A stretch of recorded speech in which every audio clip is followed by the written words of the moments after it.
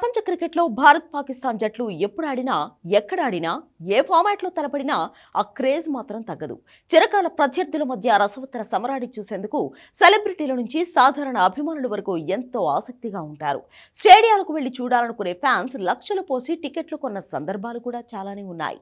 ఇక భారత్ పాక్ మ్యాచ్ జరుగుతున్న రోజు దాదాపు ప్రధాన నగరాల్లో కర్ఫ్యూ వాతావరణమే కనిపిస్తోంది. అందరూ టీవీ సెట్లకు అతుక్కుపోతుంటారు. అందుకే ఈ క్రేజ్ ను క్యాష్ చేసుకునేందుకు అటు బ్రాడ్కాస్టర్లు ఎప్పుడూ రెడీగా ఉంటారు. చాలా ఏళ్లుగా భారత్ పాక్ మధ్య ద్వైపాక్షిక సిరీస్లు జరగడం లేదు. ఇరు జట్లు కేవలం ఐసీసీ టోర్నీలు, ఆసియా కప్లో మాత్రమే తలపడుతున్నాయి.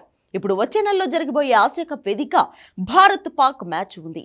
అన్నీ అనుకున్నట్టు జరిగితే ఈ టోర్నీలో రెండు జట్లు 3 సార్లు తలపడే ఛాన్స్ ఉంది. అందుకే హై వోల్టేజ్ మ్యాచ్లను Asia Cup broadcaster Sony Sports Network cash చేసుకునేందుకు రెడీ అయింది. ఎకనామిక్ టైమ్స్ నివేదిక ప్రకారం ఆసియా కప్ లో భారత్ ఆడే మ్యాచ్ల సమయంలో 10 సెకండ్ల ప్రకటనకు 14 లక్షల వరకు నిర్ణయించినట్లు సమాచారం. Bharat Pak high voltage match కు 16 లక్షల వరకు వసూలు చేయబోతుంది.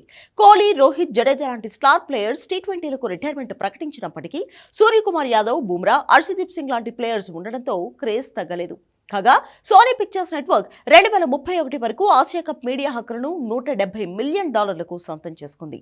8 జట్లు పాల్గొనే ఈ మెగా ఈవెంట్ సెప్టెంబర్ 9 నుంచి ప్రారంభం కానుంది. ఆసియా కప్ కోసం పాకిస్తాన్ క్రికెట్ బోర్డు ఇప్పటికే తమ జట్టును ప్రకటించగా బీసీసీఐ వచ్చే వారం భారత జట్టును ఎంపిక చేయనుంది.